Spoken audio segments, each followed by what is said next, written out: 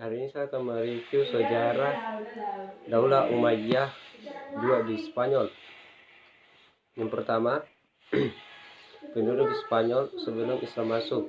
Dulu, Spanyol sebelum Islam masuk berada di bawah kekuasaan kerajaan Romawi. Bangsa Romawi dapat menguasai semenanjung itu pada tahun 133 Masehi. Di masa pemerintahan mereka ini masuk pula sejumlah besar orang-orang Yahudi, suku-suku Vandal pada abad ke-5 Masehi dapat menyerang bangsa Romawi. Sejak itu nama Spanyol berubah menjadi Andalusia, yaitu negeri bangsa Vandal. Bangsa Arab kemudian menamainya Al-Andalusia, yang lebih dikenal dengan nama Andalusia.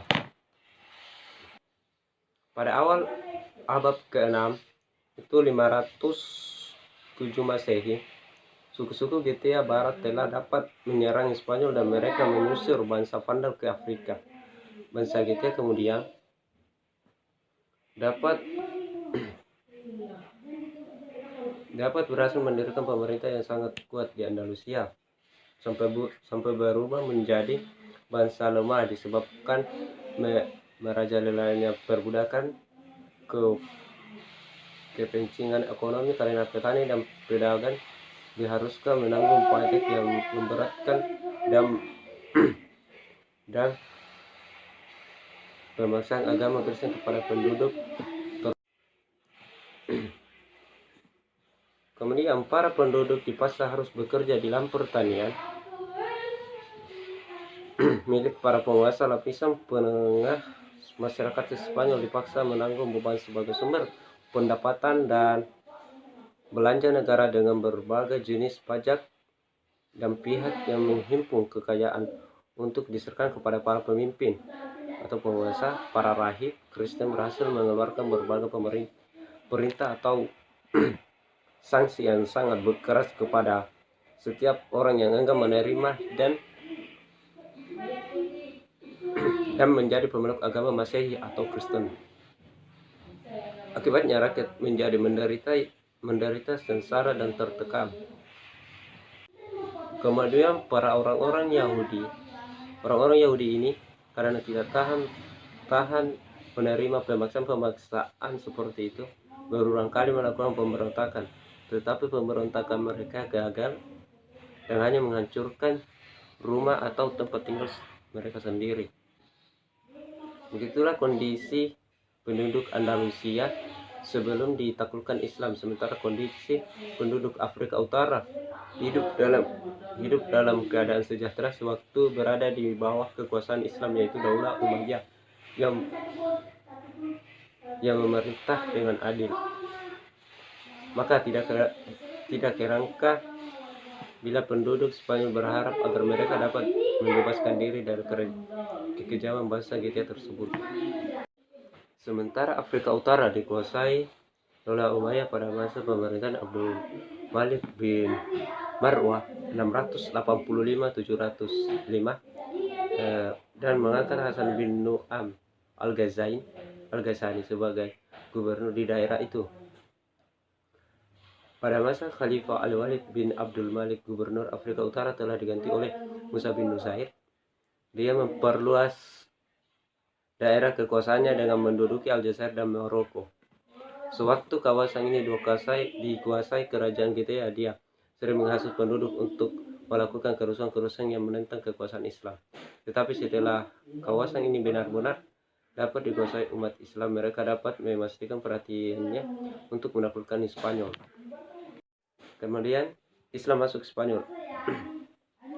Sebagaimana telah disebutkan dalam bab 3 bahwa Islam masuk Spanyol pada masa Khalifah Al-Walid bin Abdul Malik 705-715, salah seorang khalifah Daulah Umayyah yang berpusat di Damaskus. Islam masuk Spanyol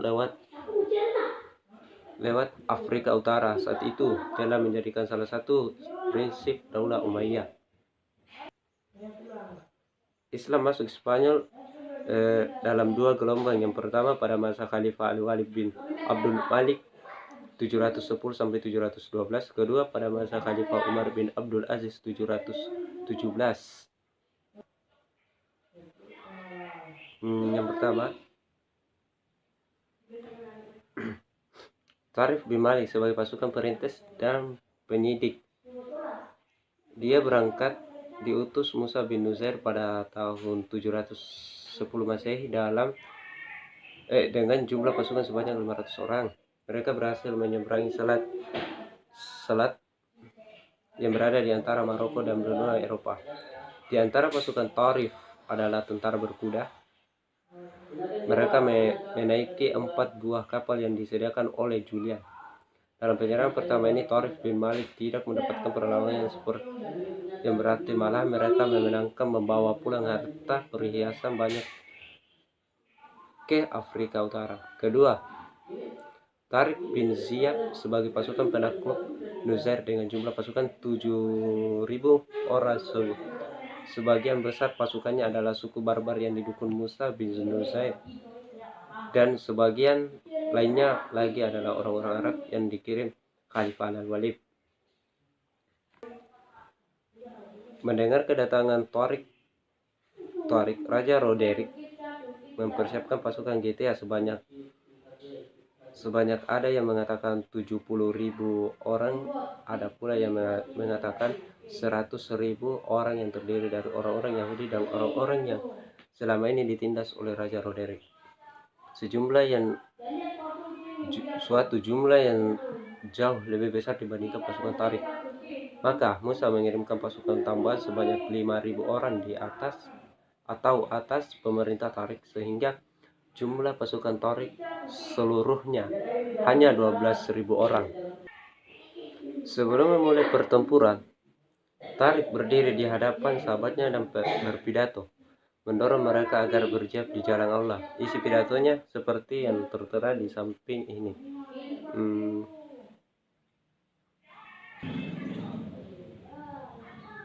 Dalam pertempuran ini, di suatu tempat bernama Wadi, bahkan Raja Roderick dapat diserang dan dipukul dengan pedang Tariq dan mati terbunuh. Pasukannya dikalahkan. Dari situ Tariq dan pasukannya terus menaklukkan kota-kota penting lainnya seperti Cordova, Granada. Granada ini seperti klub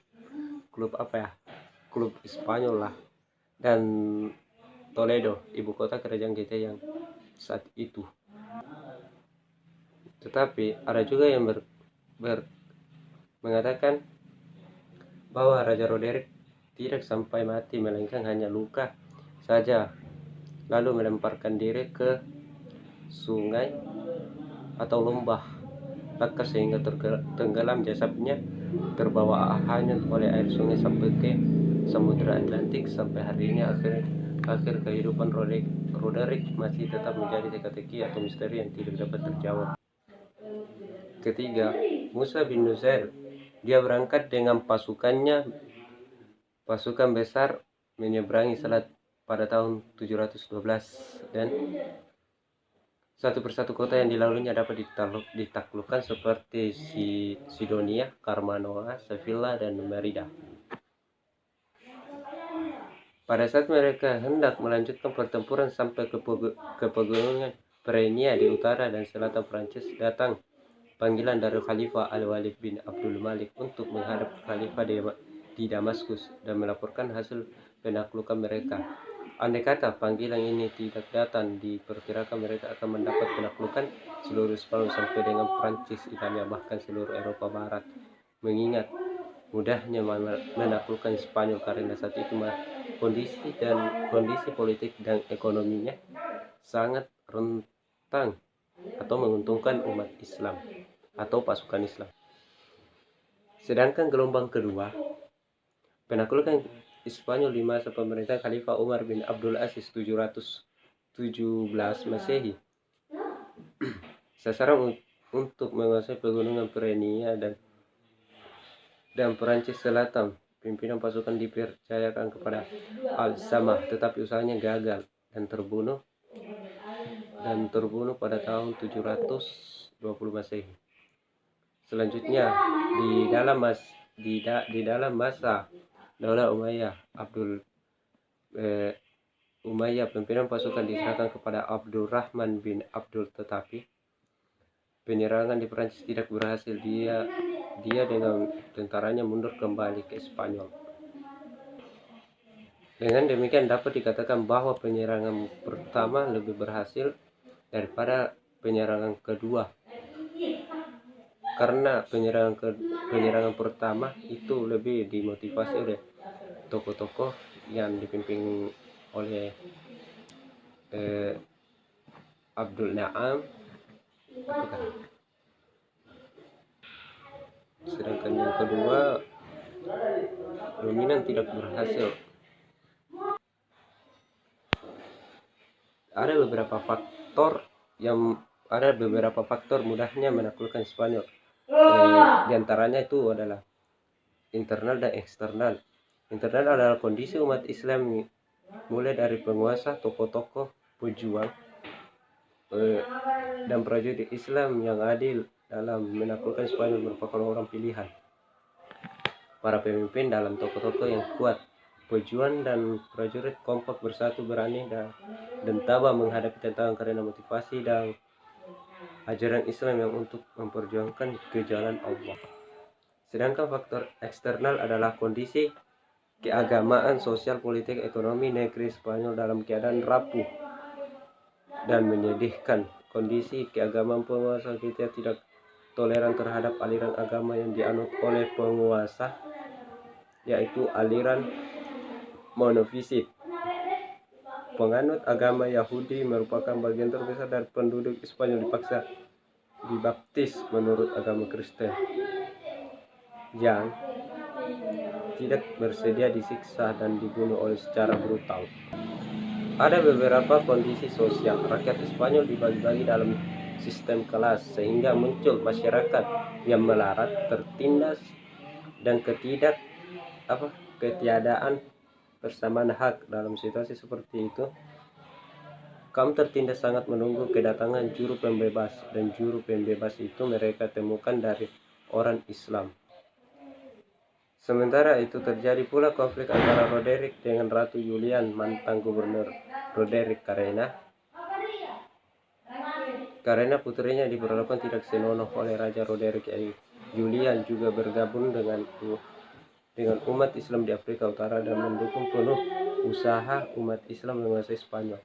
Julian bahkan meminjamkan 4 buah kapal berturut-turut untuk dipakai oleh pasukan Tarif bin Ziyad dan Musa Nusair.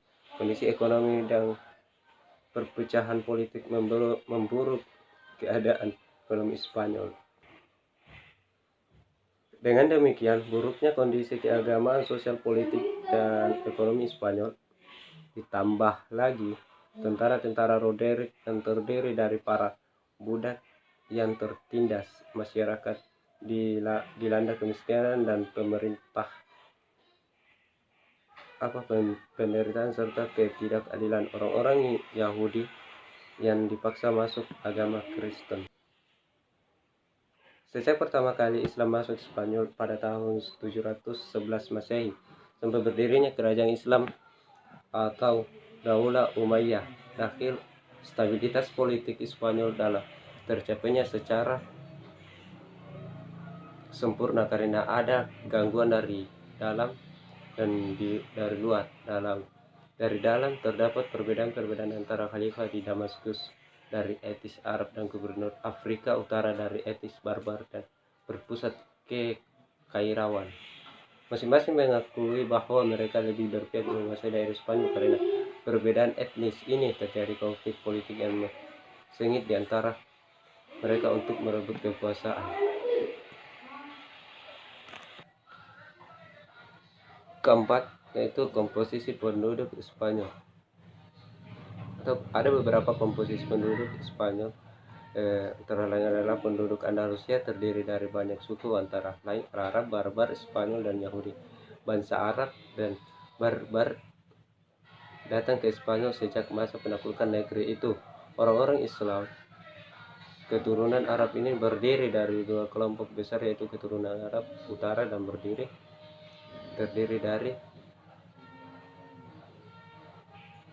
dari beberapa suku.